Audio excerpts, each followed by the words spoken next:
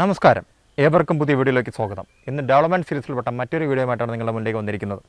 ഇന്നത്തെ വിഷയമെന്ന് പറയുന്നത് നിങ്ങളേവരും ആഗ്രഹിച്ചിരുന്നൊരു വിഷയമാണ്. പലപ്പോഴും പലരും അപ്ഡേറ്റ്സ് ചോദിച്ചൊരു വിഷയമാണ്. വിഷയമേതെന്നല്ലേ, മറ്റൊന്നുമല്ല, Trivandrum ring road. Trivandrum ring road ഇതിൻ്റെ ഒരു പഴക്കം നിങ്ങൾ നോക്കുന്നെങ്കിൽ നമ്മുടെ പഴയ വീഡിയോകൾ ജസ്റ്റ് ഒന്ന് നോക്കിയാൽ മതി. നമ്മൾ വീഡിയോ തുടങ്ങിയ കാലം മുതൽ അല്ലെങ്കിൽ തുടങ്ങി കുറച്ച് കഴിഞ്ഞ കാലം തൊട്ട് ഈ വീഡിയോസ് ചെയ്തുകൊണ്ടിരിക്കുകയാണ് ട്രിവാൻഡ്രം റിംഗ് റോഡിനെ പറ്റിയിട്ട്.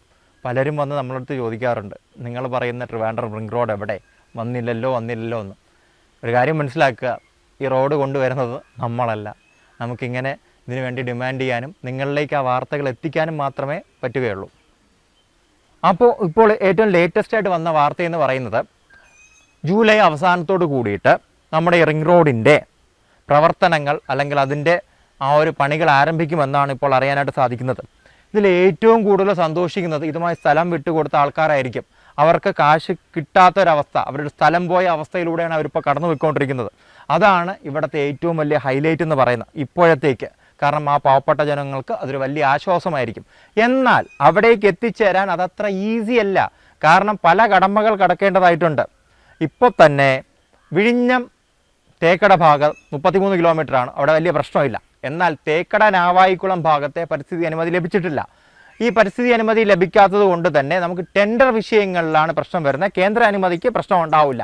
എന്നാൽ കേന്ദ്രത്തിൻ്റെ അനുമതി ഇതുവരെയ്ക്കും ലഭിച്ചിട്ടില്ല. Only we are expecting that ഈ ഒരു പദ്ധതി ജൂലൈ അവസാനത്തോടു കൂടി ആരംഭിക്കുമെന്ന ശുഭാപ്തി വിശ്വാസമാണ് നമ്മുടെ മന്ത്രി പ്രകടിപ്പിച്ചത്. പക്ഷേ എന്നിരുന്നാലും ഈ പറയുന്ന ജൂലൈ അവസാനത്തോട് കൂടിയിട്ട് ഇത് തുടങ്ങുമെന്ന് തന്നെ നമുക്കും വിശ്വസിക്കാം. കാരണം അത്രയേറെ മാഗ്നിറ്റ്യൂഡുള്ള ഒരു പദ്ധതിയാണിത്. ഈ പദ്ധതിയെക്കുറിച്ച് പറയുകയാണെങ്കിൽ ഏകദേശം നേരത്തെ പറഞ്ഞതുപോലെ 2 സ്ട്രെച്ചായിട്ടാണ് ഈ ഒരു പദ്ധതി വരുന്നത്. 30 മീറ്റർ ആയിരിക്കും മെയിൻ റോഡിൻ്റെ വീതി എന്ന് പറയുന്നത്. അതുപോലെ തന്നെ 14 മീറ്റർ ആയിരിക്കും ഇതിൻ്റെ സർവീസ് റോഡിൻ്റെ വീതി എന്ന് പറയുന്നത്. നേരത്തെ ഇതുമായി ബന്ധപ്പെട്ട് കുറച്ച് കൺഫ്യൂഷൻസ് ഉണ്ടായിരുന്നു.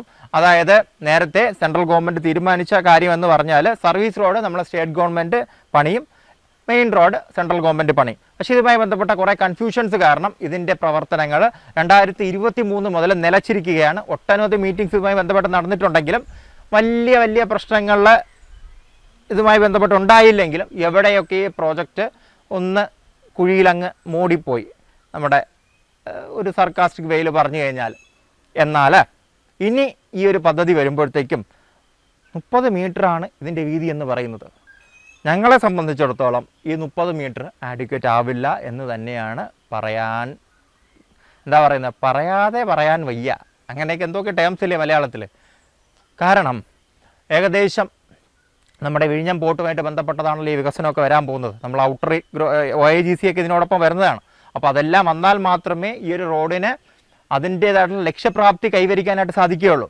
അപ്പോഴത്തേക്കും നമ്മുടെ ഈ ഒരു റോഡ് വഴി വലിയ കണ്ടെയ്നർ മൂവ്മെൻറ്റ്സും ബാക്കി കാര്യങ്ങളെല്ലാം നടന്നു കഴിഞ്ഞാൽ ഈ റോഡിലേക്ക് നമ്മുടെ കണ്ടെയ്നർ പ്രവാഹമുണ്ടാവും. നിങ്ങൾക്കറിയാമോ, ഇപ്പം തന്നെ നോക്കൂ, ഇപ്പം MSC എറീന വന്നു, ഏകദേശം 3000-ഓളം കണ്ടെയ്നേഴ്സാണ് അവിടെ ഇറക്കി വെക്കുന്നത്. നിങ്ങളൊരു കാര്യം മനസ്സിലാക്കണം, റോഡ് മാർഗമോ ട്രെയിൻ മാർഗമോ ഉള്ള ട്രാൻസ്പോർട്ടേഷൻ വിഴിഞ്ഞത്തു നിന്ന് തുടങ്ങിയിട്ടില്ല. കപ്പൽ ടു കപ്പലാണ് ഇപ്പോൾ ഉള്ളത്. അപ്പോൾ മറ്റേത് തുടങ്ങുമ്പോൾ ഇവിടെയുള്ള മൂവ്മെൻറ്റ് കാരണം ജാമായിരിക്കും നമ്മുടെ റോഡുകൾ. ട്രിവാൻഡ്രത്തേക്ക് നിങ്ങൾക്ക് അടുക്കാൻ പോലും സാധിക്കുകയില്ല. ആ ഒരു ലെവൽ വരുമ്പോൾ നമ്മൾ കെട്ടേണ്ട 30 മീറ്റർ അല്ല, അതിൽ കൂടുതലായിരിക്കണം. നമ്മുടെ ദീർഘവീക്ഷണ കുറവാണ് ഇതിനെല്ലാം കാരണം. ഇനി ഈ റോഡിൻ്റെ പ്രാധാന്യം നമുക്ക് നോക്കാം.